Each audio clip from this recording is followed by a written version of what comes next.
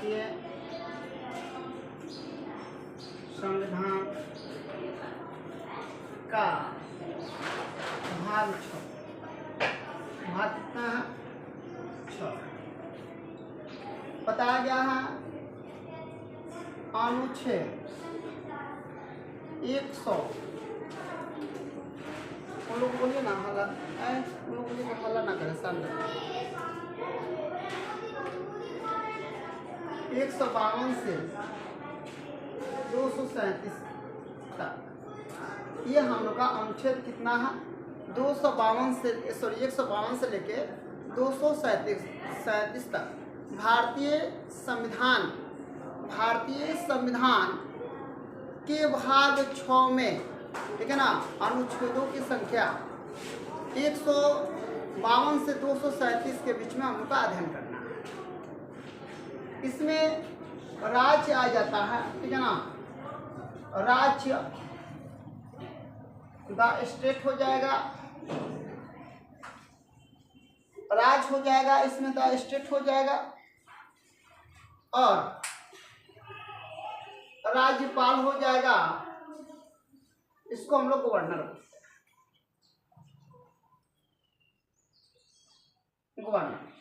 ये हम लोग का कहा, इसके अंतर्गत हम लोग पढ़ना है। इससे पहले मैंने आप लोग को राज्यपाल के बारे में बताया भी था और भी है, राज्यपाल के बारे में बताया भी था। आज हम आप लोग को बता रहे हैं राज्य का विधानमंडल के बारे में, राज्य के विधानमंडल के बारे में हम लोग को बता रहे हैं, आप लोग को बताने जा रहे हैं।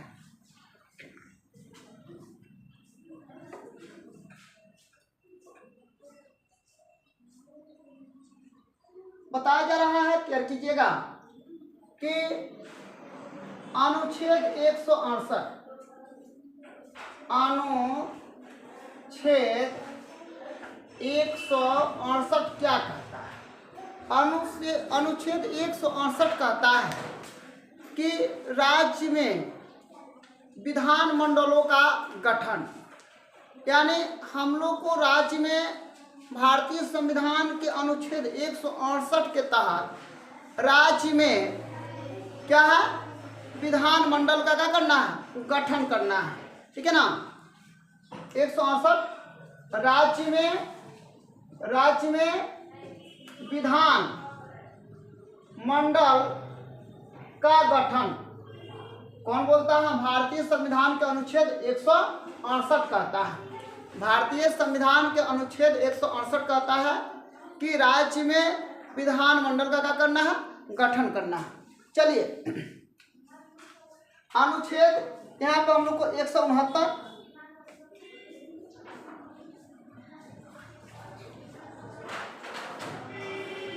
अनुच्छेद 169 क्या बोलता है।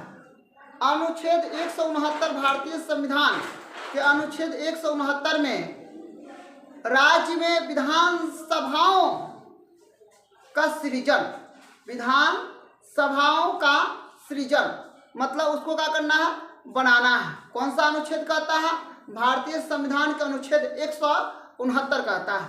याद रखिएगा, भारतीय संविधान का अनुच्छेद कितना बोलता है, अनुच्छेद 169 विधान राज्य में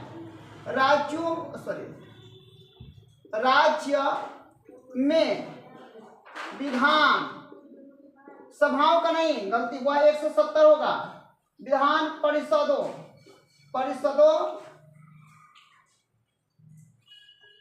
का सृजन। आप याद रखिए, विधान परिषद जो होता है, आप लोग बताए हैं, विधान जो परिषद होता है, विधान परिषद यह उच्च सदन होता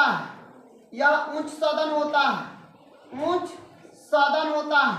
याद रखिएगा, इसका कार्यकाल 6 वर्षों का होता है, इसका कार्यकाल 6 वर्षों का होता है, ठीक है ना, इसका कार्यकाल 6 वर्षों का होता है, ये ध्यान रखना है।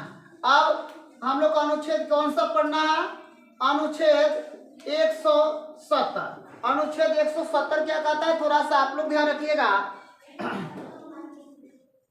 राज्य में विधान सभाओं की संरचना। अब देखिए, अभी आया विधान परिषद आया और अभी आ गया विधानसभा। विधानसभा जो होता है यह निम्न सदन होता है, याद रखिएगा। विधानसभा जो होता है यह निम्न सदन होता है। इसका कार्यकाल 5 वर्षों का होता है, 5 वर्षों का होता है, ठीक है ना। इसका कार्यकाल कितना वर्षों का होता है? 5 वर्षों का होता है, ठीक है ना। ये विधानसभा को निम्न सदन कहा जाता है, याद रखिएगा। इसका कार्यकाल कितना वर्षों का होता है? 5 वर्षों का होता है। आप लोग इसको नोट कर लीजिए, हो जाएगा, कोई दिक्कत नहीं ना है।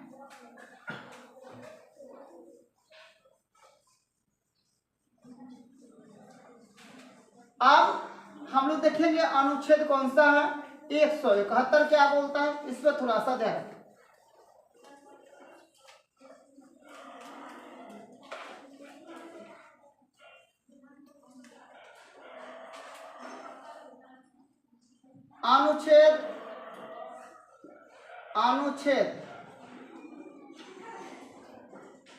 अनुच्छेद 171 राज्य में विधान परिषद की संरचना।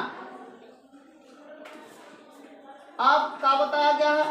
ये विधान परिषद भी आप लोग को पता होना चाहिए, यह उच्च सदन है। भारतीय संविधान के अनुच्छेद 171 के तहत, ठीक है ना, भारतीय संविधान के अनुच्छेद 101 के तहत 171 के तहत राज्य में विधान परिषद की संरचना का बताया गया है। संरचना याद रखिएगा, विधान जो परिषद है उच्च सदन होता है। अनुच्छेद अब हम लोग का आएगा, अनुच्छेद कितना है? अनुच्छेद 172। अनुच्छेद 172 में देखिए हम लोग क्या करना है, राज्य में या राज्यों में विधान मंडलों की अवधि।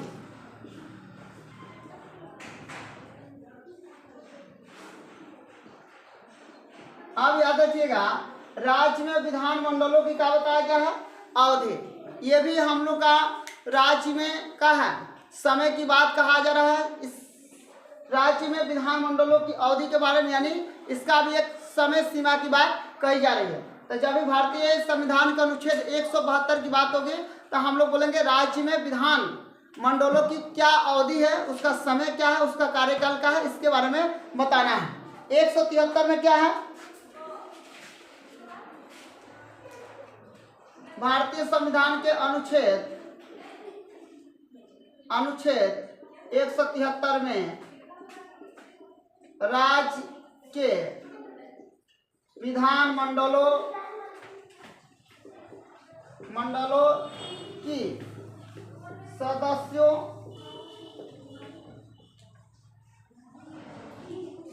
के लिए, सदस्यों की सदस्यता के लिए, सदस्यों नहीं सदस्यता के लिए, सदस्यता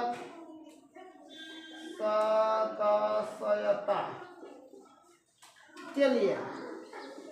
अब याद रखिए 173 जो है भारतीय संविधान के अनुच्छेद 173 जो है राज्य में विधान मंडलों में सदस्य बनने का बात कहा गया है कि भारतीय संविधान के अनुच्छेद 173 के अनुसार राज्य में आप क्या बन सकते हैं?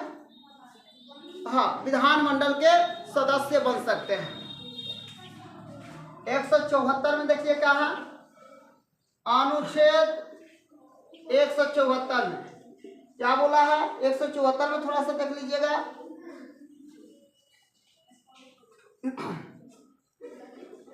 राज्य में विधानमंडल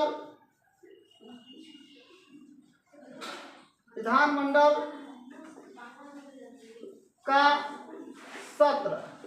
अब देख लीजिए, आप लोग को बता दें संविधान के अनुच्छेद कितना 174 में आप लोगों को पता होना चाहिए कि किसी भी राज्य में किसी भी नियम को या कोई भी चीज़ पारित करना होता है तो इसका चर्चा सदन में की जाती है। आप लोग बताएं सदन कितना बताया गया? 2 को बताया गया, एक उच्च सदन बताया गया, एक निम्न सदन बताया गया, ठीक है ना। उच्च सदन में राज्यपाल को क्या बनाया जाता है? सभापति बनाया जाता है और उपसभापति उसी में से एक सदस्य को बनाया जाता है। परंतु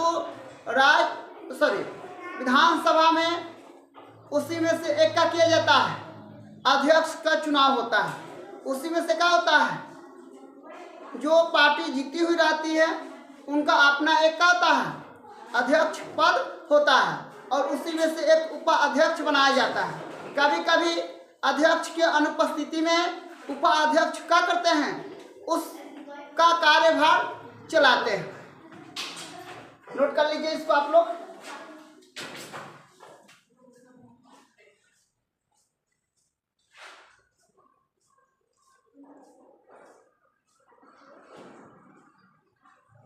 आप देखिए अब हम लोग बच गया है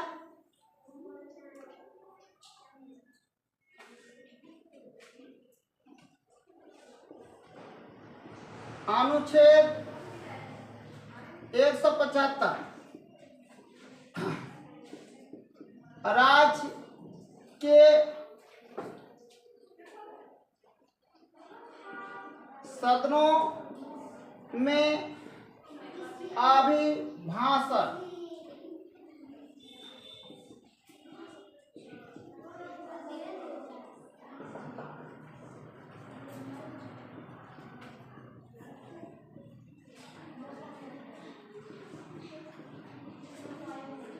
आप इसको ध्यान रखिएगा। अभिभाषण का मतलब क्या है थोड़ा सा आप लोग ध्यान रखिएगा।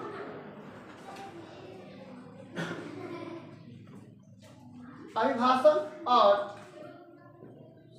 राज्यपाल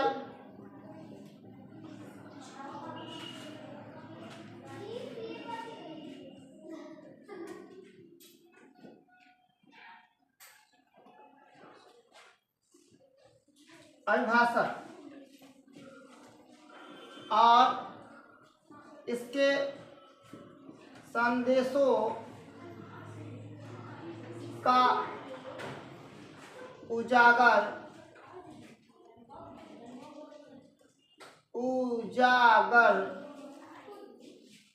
करने का अधिकार महामहिम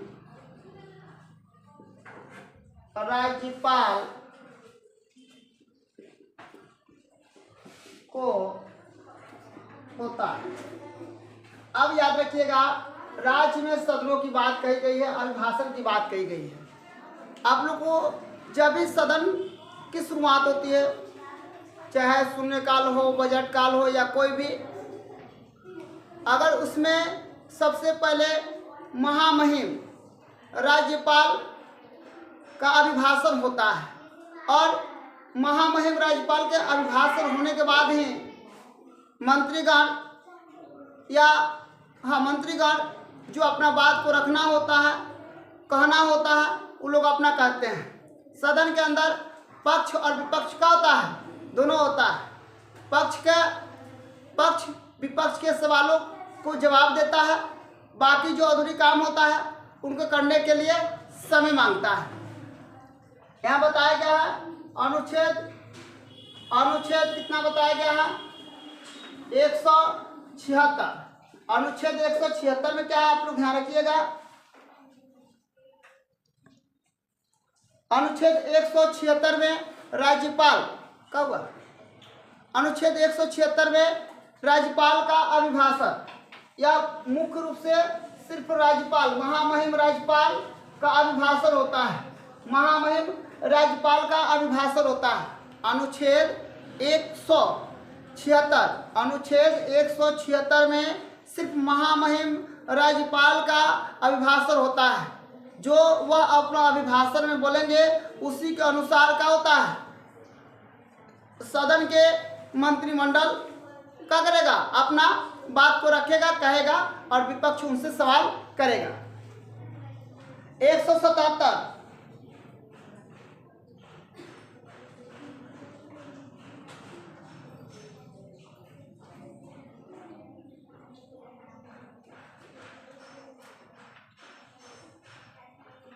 अनुच्छेद 177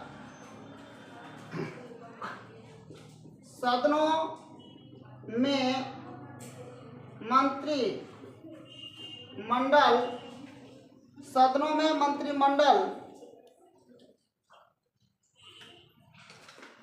मंत्रिमंडल या मंत्रियों कह सकते हैं, मंत्रियों का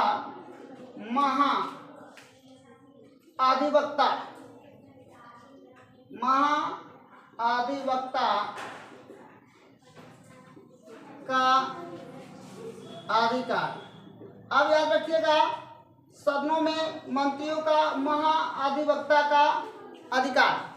जितना भी मंत्रीगण होते हैं उनका अपना अलग अलग का होता है, महाधिवक्ता होता है। और 177 भारतीय संविधान के अनुच्छेद 177 का है में मंत्रियों का महाधिवक्ता का कहा अधिकार दिया गया है कि वह अपना वह कुछ अपने मंत्रियों को सलाह दे सकते, बोल सकते, कह सकते हैं। क्योंकि जितना भी मंत्रीगण होते हैं, ठीक है ना, वह अपना महाधिवक्ता के सहायता से ही अपनी बातों को रखते हैं या सोच समझ के रखते हैं। आज के लिए इतना ही, धन्यवाद।